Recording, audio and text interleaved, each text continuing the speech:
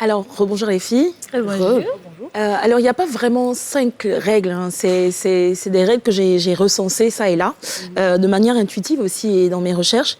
Donc, le bad buzz, vous connaissez, hein, le bad buzz. Oui, on en a parlé un peu. Le buzz, on connaît. Le bad buzz, on a déjà parlé de ça en émission. Donc, en fait, c'est vraiment, quand on est une personnalité publique ou une entreprise, une marque, etc., c'est quelque chose qui peut jeter du discrédit sur notre activité ou notre personne, en fait, et même nous impacter humainement. Et donc, en fait, moi, j'ai constaté récemment qu'il y avait souvent beaucoup de petits bad buzz sur des personnes, il y avait beaucoup de réactions. Je me suis dit, mais on fait quoi, en fait? Quand il y a le bad buzz, qu'est-ce qu'on fait dans ces cas-là? Donc, la première chose, en tout cas, c'est de ne pas réagir. Dès que vous êtes victime de bad buzz, vous ne réagissez pas.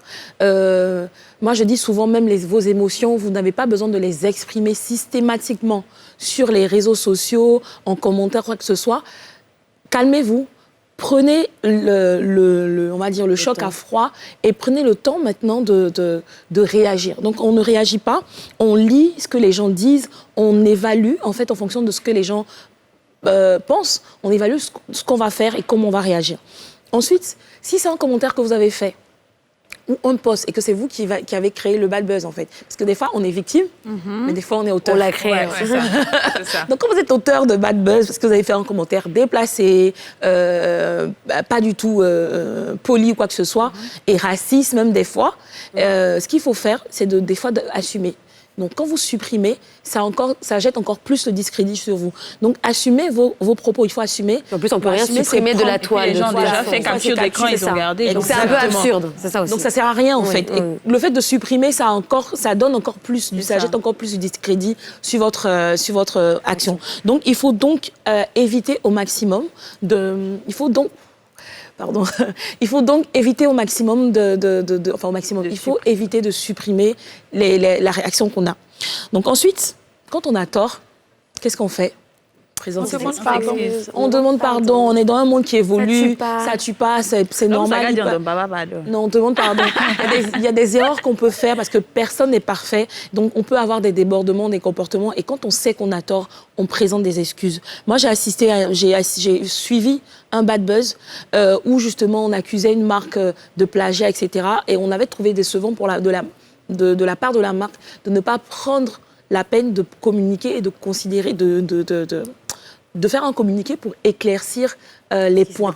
Et justement, ça me ramène au prochain point, c'est de communiquer justement votre professionnalisme. Quand vous êtes une marque ou même une personne, concentrez-vous en fait sur ce que vous savez faire de mieux. C'est ça. Ce n'est pas la peine d'alimenter encore plus, de répondre à chaque commentaire, de réagir à chaque fois.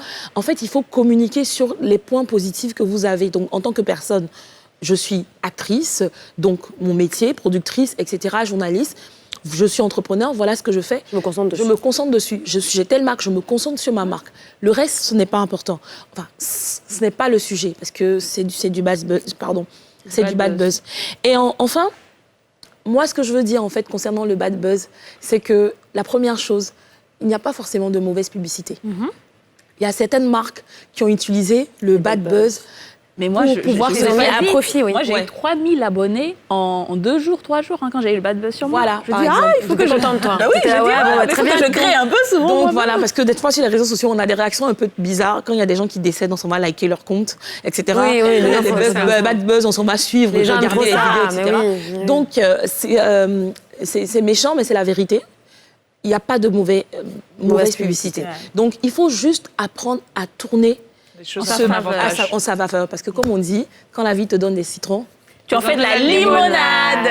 Merci beaucoup, les filles. Oh là là. Comme Beyoncé. J'adore ta sortie. Alors, tu as dit que dans les commentaires, il ne faut pas répondre à chaque fois, il ne faut pas forcément alimenter le truc.